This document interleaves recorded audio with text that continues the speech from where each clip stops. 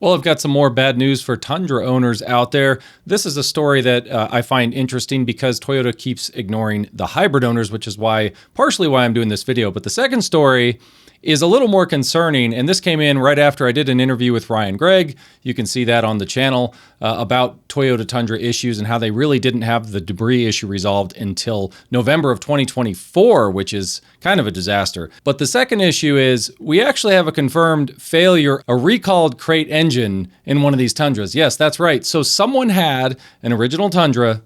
They got the recall done, got the new crate engine, and the crate engine failed at about 9,000 miles. I'll show you that here in a minute. Let's dive into this story. So this story comes in from Monica just a couple days ago, September 13th. Bye-bye, 2023 capstone, 65,000 kilometers. We'll see what's going on Monday. She said there was a strange knocking sound. The car jerked violently while driving, and there was a message on that the hybrid system had failed. Then the oil pressure was low. But wait till you hear the engine. I think it's quite evident what happened. Nagrywasz? Nagrywaj to. To już się kameruje. Pan Paweł.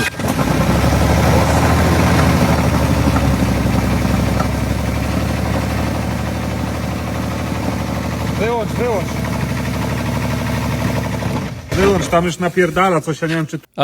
Not quite sure what they're saying. I'm definitely, I can tell what's going on with the engine. That's definitely a walked out main bearing, and that engine is toast. Unfortunately, this is a hybrid, and this continues to happen to these poor hybrid owners, and Toyota, this is not covered with a recalled crate engine. However, the second story we're going to talk about today, maybe it just doesn't matter if you get a crate engine. Maybe a short block rebuild, crate engine, it's just not going to matter anymore because Toyota seems to still be having issues even with crate engines. And I think this is actually kind of telling, and I think Toyota is probably going to be in trouble maybe with future lawsuits because they did specify there was no power at all to the drive. So I think, you know, that's been the reason why Toyota felt like they could just not recall the hybrids was because they still had motive power to get off the highway or get out of the way and not get into an accident. But this is becoming more and more of a report where, you know, if the car jerks violently, it's out of control and then it stops, you're not going to have really power to get out of the way. Like if a semi is behind you, it's going to just clobber you. So I think that they're going to deal with this. They're going to have to deal with this issue at some point. And the psychology behind this for you Tundra owners, this is absolutely wild. People say, oh, another failure in the 30 to 40,000 mile range. So odd that 99% of the failures occur at this mileage.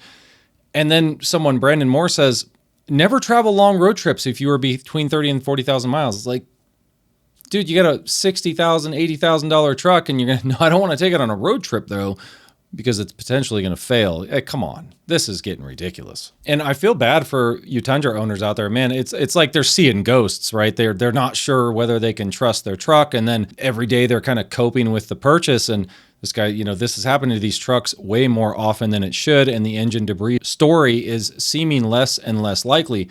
I would agree that, you know, part of it I don't think is engine debris, but part of it was, and I think the problem Toyota had was in my last video, and Ryan talked about it, they didn't have the engine debris issue cleared up until late November of 2024. That means 2025 still had a partial debris issue, that's just bonkers. I mean, it's not good. And here's another one that came in recently, a 2024, not included in the recall. Lost oil pressure, started knocking really bad, has 54,000 miles. So, oh, he's above that. Maybe he shouldn't have gone on vacation, right? Got it hauled to the Toyota dealership. Crazy part about this one. So check out this little spot in the image here, the cracked bed. So he's got a toolbox on the back there. I don't know if it's the bouncing or the weight or what, but maybe it's these composite beds. You know, it's interesting to see that his bed was cracking. He was looking for warranty work on that. Now he's going to have to get a new engine. He's going to get a short block rebuild unless our buddy Ryan Gregg actually gave him the part number. There's the part number if anybody wants it.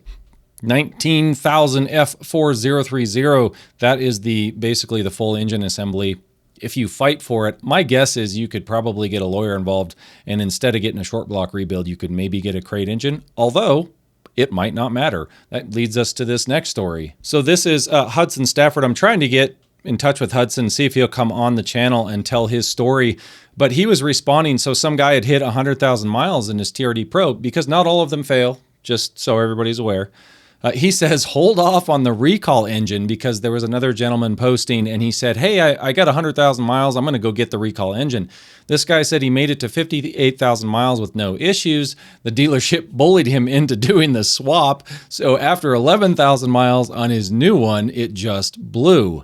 So, you know, it's sad that this guy made it 60,000 with the original engine that should have been a problem, and the crate engine that's supposed to be part of this recall, he was part of the recall. So that's why he was kind of forced in a stage to do it. And this dude's now left with a truck, and now I don't know if he's going to get another crate engine or what, but that's just insane. But this sort of proves out exactly what Ryan Gregg was saying on the channel, that they didn't have this issue, the debris issue, solved until late 2024, which would make a lot of sense for a lot of these crate engines to have some level of debris problem, and potentially if there's an engineering issue that hasn't been released yet. And here's another one from Danny Walls. He said, be ready for when the engine light comes on. He was essentially trying to warn people that, you know, it's a dangerous situation, and this was one of his first posts on the forum. So, you know, naturally people are like, oh, it's his first post, he can't be telling the truth. And then you get this gentleman saying, this dude joined yesterday, people, don't believe everything you read on Facebook. Do you really think that a lot of people are going around joining private Toyota Tundra Facebook groups, posting a message with an image of their truck on a flatbed and lying that they had an engine failure? I'm just curious why people think that that would be like a thing. Like, Ford guys are trying to make us look bad. Like, that's not what's going on here. What's going on here is Toyota has a problem and it needs to be fixed. And it's frustrating the current owners, and this is them just, you know, they're beside themselves because they're either stuck in the truck or they don't want to get rid of it. They don't feel like there's good options for trucks anymore, and they're just frustrated, and this is how it comes out. I mean, the people can't even get support in these Facebook groups. They're just trying to tell people like, hey, be careful. And a newsflash to everybody that's in these groups, not everyone joins a Facebook group to show off their truck or to upgrade. Like, if I buy a vehicle, I'm generally not in a Facebook group for that vehicle. I just drive it. And if I have a problem with it, then I start, you know, shouting and telling people about it. That's why you see like 1 or 2 posts from a lot of these people, because they're trying to just spread the word. Look, the bottom line is I'm really sorry for people that buy these new trucks. Actually, any new truck you buy, that the higher the price, the more it's going to depreciate. And when we get trucks like these, I mean, if you owned a GM 6.2, any vehicles with any of these problems, the resale value is going to be hit pretty bad, and I feel bad for these people that they're losing this much money. But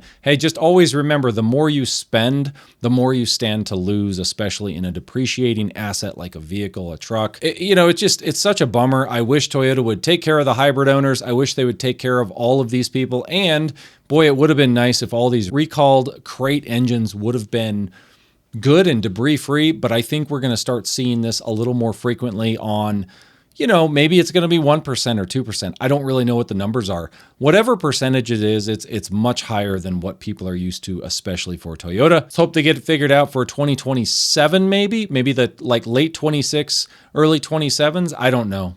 You know, I really couldn't say. Looking at half tons, I think the best powertrain right now, as far as just engine and transmission, not like excluding the electronics, I think it's probably like a Ram Hurricane, at least right now, unless they end up having a problem like this. So let me know what you guys think in the comments. Thanks for watching. Till next time.